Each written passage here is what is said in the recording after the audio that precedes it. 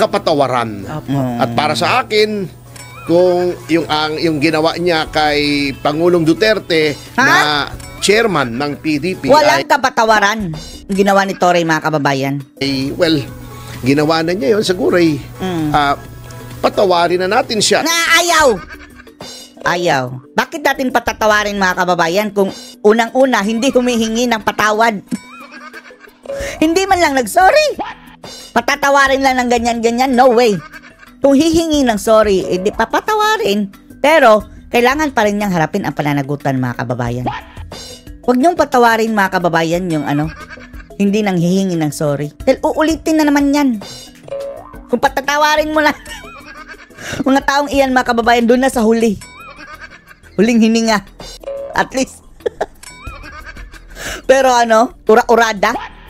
Bago pa lang yung ginawa niya na patawarin agad. Uulitin na naman. Mamimihasa na naman yan, mga kababayan. Hindi yan matututo. Hindi mo tinutulungan. And in the first place, hindi rin humingi ng patawad. Sapagkat, ayan naman dumarating naman sa kanya yung mga ganyang bagay na yun nga sinasabi ko sa iyo, di ba, yung kahapon yung masyadong mataas ang lipad. Shooting dalalipad. Kamalasan na ang mga kababayan. Mamaya na siguro natin patatawarin, mga kababayan, nung unang-una hihingi ng patawad. And then, hindi ibig sabihin na nakapag-sorry na, absuelto na, harapin niya, mga kababayan, ang consequence niyan. May pananagutan siya sa batas Kung hindi yan papanagutin si Torre, mga kababayan, yung ginawa nilang pandudukot, pagpapatapon kay PRRD sa labas. Para na rin sinasampal natin, mga kababayan, malaking kasalanan sa bayan ang ginawa. Malalampas lang itong ganitong, di ba? Para ngayon lang natin ito nakita, mga kababayan, na isang dating hinahangaan na opisyal, dating presidente, sa pilitang kinidnap, mga kababayan, pinatapon doon sa foreign entity. Hindi pwede yan, mga kababayan. Ang ating sovereignty ay seloso. Inang bayan seloso. Bakit nyo hinahayaan ang mga ito? Kaya walang mga kababayan. Patawarin kung patawarin, pero kailangan pa rin niyang harapin ang kanyang kasalanan. Yun. Pero wag na natin siyang tuligsahin. Tutuligsahin namin yan. Hanggat malabas lang sa TV, mga kababayan. Eto lang Torre, kung gusto mong manahimik na, huwag ka nang magpakita. Utang na loob. Masakit sa mata, in fairness, mga kababayan. Masakit sa mata. Kung gusto mo talagang mag-cool down, Torre, umalis ka sa paningin namin. Na natin siyang, kasi medyo down siya. Down ba? Nagyabang nga, mga kababayan. Anong down nun? Puro pasikat pa rin. Opo. Huwag na natin siyang batikusin. Sipain pa namin yan sa mukha. Kung kaya namin, pero parang hindi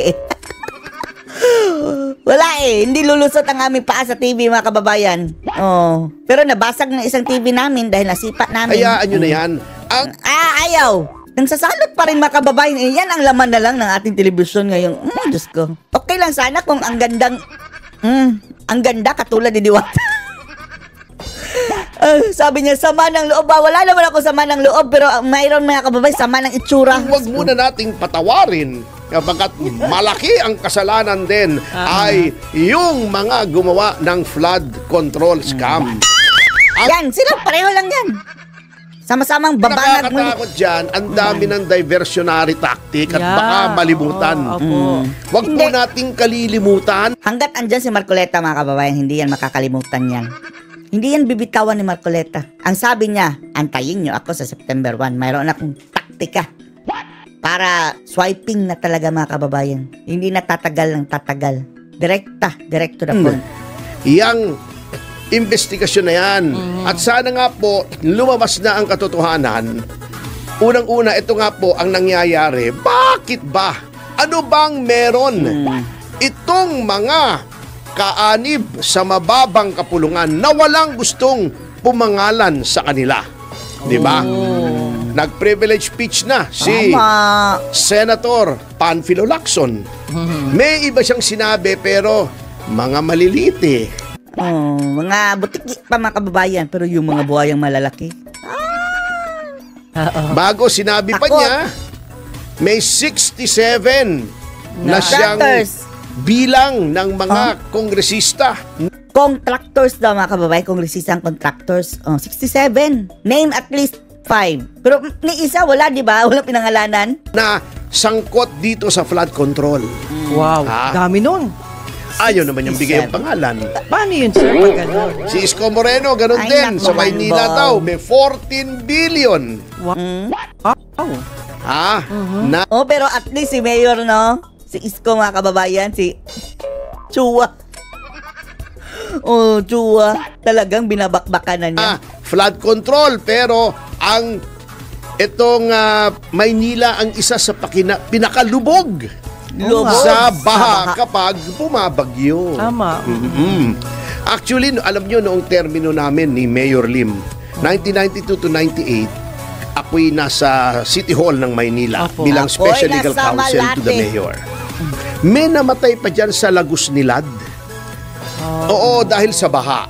Noon pa, Marami. Oh, naaanod mga kababayan sa kanal, lalong-lalo ng mga bata. sa isang sasakyan na may nalulan ay 3 tao. Pumunta sila sa Lagos Nilad, hindi nila alam baha. Ala. Di sinalpak nila yung tubig baha. Malalim. Nagpanik siguro, hindi makalabas sa sasakyan, nalunod. Ayan. Ni-rescue pa namin. Talaga? So talagang matindi ang baha. Opo. Kaya nakakatakot So na wala matagal na. Mayor Lim pa lang yan, oh. Hindi na solusyonan. nang gustong magpatugtog ng kantang tuwing umuulan at kapiling ka, di ba? Oo nga, kantayin. Kasi hindi maganda kung kapiling ka pag umuulan, lulusong kayo ng baha. Lulubog ka. Leptospirosis. Delikado. Mahirap yung baha, di ba? Opo. Huwag niyong paliguin ang inyong mga anak sa tubig baha, mga kababayan, dahil nagmi-mix-mix na yan eh. Yung tubig kanal, nagmi-mix na dun sa mga kababayan, baha. And then, yung mga ebak ng mga hayop, pati na yung mga dura, mga kababayan, lahat ng basura, katas niyan, andyan na yan sa baha. Kaya iwasan kung pwede. Kung hindi man maiwasan, nakalusong na, pagdating sa bahay, wash with soap. May kanta pa dyan, di ba? Apo. Yung lumusong siya sa tubig, di ba? Ang paa niya nabasa. Lumusong siya sa tubig, ang at uhod niya'y nabasa. Ala. Lumusong siya sa tubig, ang bewang niya'y nabasa. Nabasa. Ngunit ang kanyang di pa rin nababasa. Basta. May ibang meaning ito. May ibang meaning ka. Hindi nadidiligan. Kahit lumusong na sa baha, mga kababayan. Malabastas! Manawalan modo. Baka iba isip nila. Lumusong na sa basa, hindi pa rin nababasa, hindi pa rin nadidiligan, mga kababayan. Ang kanyang puwet yata. Anyway, Ikaw proceeding talaga. from that, Opo. Ungas ka. hindi ko naman malaman kung ba't ang pinag-iinitan ng ilang media ay yung kontraktor. Alam niyo, tama yung sinabi ni Atty. Hinlo sa ni Greco Bellica. Ang mga kontraktor ay biktima rin. Sila ay biktima. Ewan lang natin kung biktima o accessory na sila, mga kababayan. Pero nasa sa kanila yan eh. Papayag sila sa kagustuhan ng ano sila? Sunsunuran? Wala silang mga utak, mga kababayan. Bakit sila yumayaman in the first place, di ba? Di, nakikinabang din sila. Kasabot sila, Biktima mga rin ng kababayan. pangingikil ng mga opisyal. Kasi Yes. sabi ko nga, ang kontraktor, O, kinikikilan, pero walang mawawala sa kanila, mga kababayan. Ang nawawalan, taong bayan, dahil ang mga proyektong pinagtatayo nila ay substandard. Wala. Sira. Ang iba nga, ghost, mga kababayan. as much as possible, of course, yung mga kaibigan natin, mga kontraktor, matitinong mga kontraktor yan eh. Yeah. Na, as much as possible, ang gusto niyan ay maayos na trabaho. Yan ang training. Quality, eh. di ba? Paano na yung si Diskaya na parang magaling pa sa mga kababayan, engineer. Bukis yung mga engineer eh. Mas magaling pa yung mason dahil practical talaga. Alam na namin kung saan isusok-sok ng mga bakal. Kaya lang, to survive somehow, para makakuha ka ng kontrata, mahirap naman kung wala kang kontrata, di ba? O, kontratista ka nga eh. Para kang masahista. Di ba? Pag wala kang minamasahe, paano Meron silang kasalanan, mga kababayan, lahat. Galing sa congressman, galing sa engineer, and DPWH, and yung presidente. Yan talaga ang dapat sisihin. paktay negosyo yan. Paktay na. Oo. Yan ang nangyayari. Napipilitan silang makipaglaro dito sa mga mga DPWH personnel. Sinasadya ba niya mga kababayan yan? Mayroon bang punchline si dyan? Attorney Topacio? Mga opisyal at mga miyembro ng House na siyang kumokontrol nung mga project. Ayun. Project? Ito kita nyo Sa Bicol Region, iba-iba to. Baka sabihin naman ng Bicol Region, sila ang pinag-iinitan natin. Ito ay mga Laging bumabaha si mga kababayan sa Bicol Region. Nakita nga natin si Lenny na lumusong sa baha. Nabasa ang tuhod, mga kababayan. Nabasa ang bewang. Pero, wala natin kung nabasa rin ba. status po ito Ay, naku, nadamay tayo kay Topacio. na verified.